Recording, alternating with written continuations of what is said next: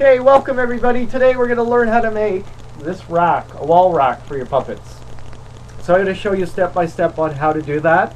And you can layer it like I'm going to do. I'm actually made a new one, which I'll show you how to put it together.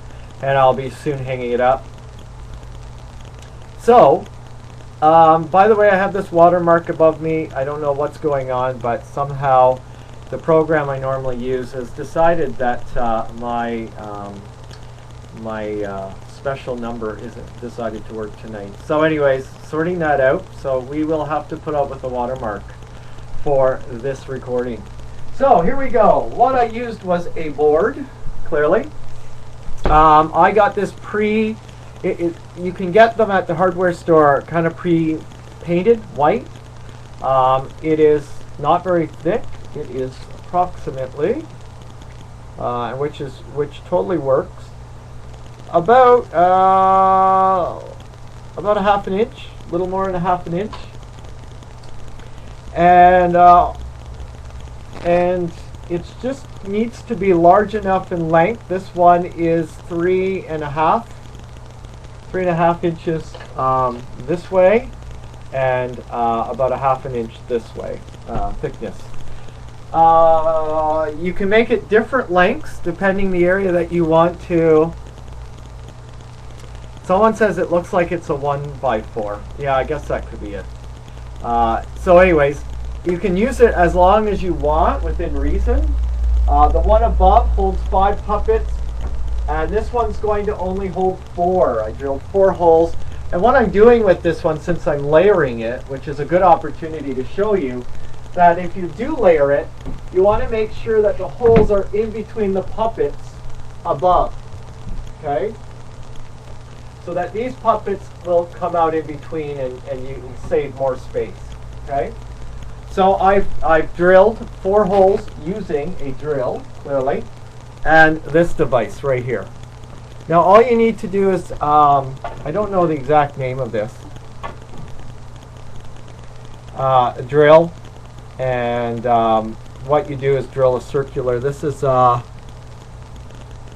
41 millimeters. A can cutter? Okay, someone said it's a can or hole saw. Okay, hole saw. Okay, it's a hole saw. I don't really name these things. I just use them. And so we do that, and you drill, figure out where you want to go, and drill it in. And like I said, this is a 41 millimeters, which fits this tube. This tube just fits snugly inside. It's like an exact same size. So you might have to buy a pipe piece and measure it up to this piece. These aren't very cheap, but they last you forever, and you'll probably keep making more. Of these racks as you start building more puppets. So those are the things you need. And it fell into the garbage. So, next step is cutting the tube and the materials. So I have the tube that will fit the hole perfectly. I didn't get the larger sizes. It's kind of a bit on the smaller size, but not too small. So it keeps its shape and does not warp.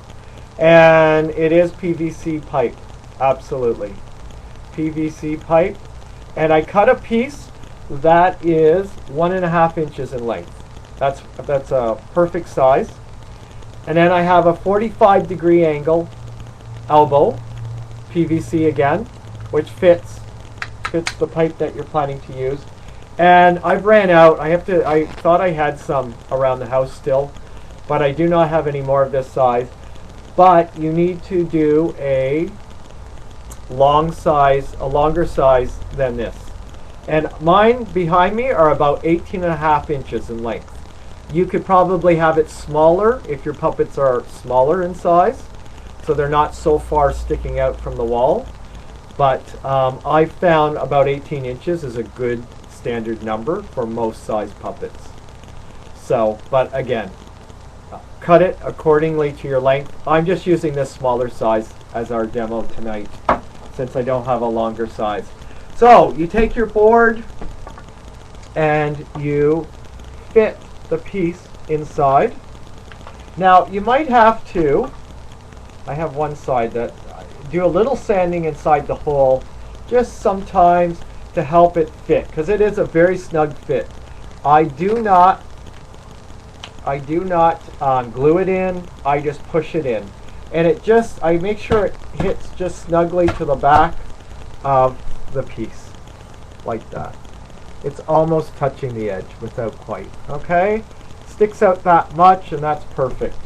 You take your 45-degree angle and you want to point it up. So it's aiming up, pointing at the ceiling, once you hang it on the wall, of course. And I make sure that that fits snug against the board as much as you can. And then the last piece, which is really easy, is slide that on, the last piece. Now, the reason why we have these on 45-degree angles, when your puppets are sitting like this guy on a straight up and down holder, which is all right while you're working on them, but when you're not working on them, it starts stretching the neck sometimes, and it can also make your head lumpy on your puppet, putting it bluntly. So it's really nice to have them on an angle, so they're actually still kept straight, but there's no pressure on the neck area, on the any part of the tube to cause warping of your puppet or making its neck stretch longer than it should be. And that is it. Then you screw it into your studs in your wall. I usually just do it about 3 or 4 places depending on the length. For this I'll do 3 places. The one above, I think I hit 4 locations, and that is it. And I can start adding puppets to the area, to the rack. So there you go. That's a handy way to store your puppets out of the way safely. And you can also cover them with plastic that is used for preserving special items. Certain plastics can cause leak gases that might cause damage to your puppets. So make sure it's a plastic that's safe to store special items, collector items and that. And you can cover your puppets, each of them, so that the dust stays off of them and dirt and all that, and they'll be ready to use when you want to use them. Yeah, I would say yes, exactly. Probably one rack would be about $10 to $20. That's Canadian or American. So there we go. That's how to make a puppet rack for your house or your studio. Are there any questions before I stop the video? Oh, actually I have one more thing. If you have a problem getting the little tube into the hole, I also use a mallet or a rubber mallet just to pound it in, the little peg to get it started, just to make sure that sometimes it's tough to get in because the fit's so tight. And the great thing is if you need to pack it away or remove it or remove a pole, you can. And the other great thing, which I forgot to mention, I store all my rods inside the tube that sticks out further. I put them inside and then the puppet over them. So you can use them for 2 great storage ways, so you don't lose your rods and you can keep them with your puppets out of the way. So there you go. Thanks a lot.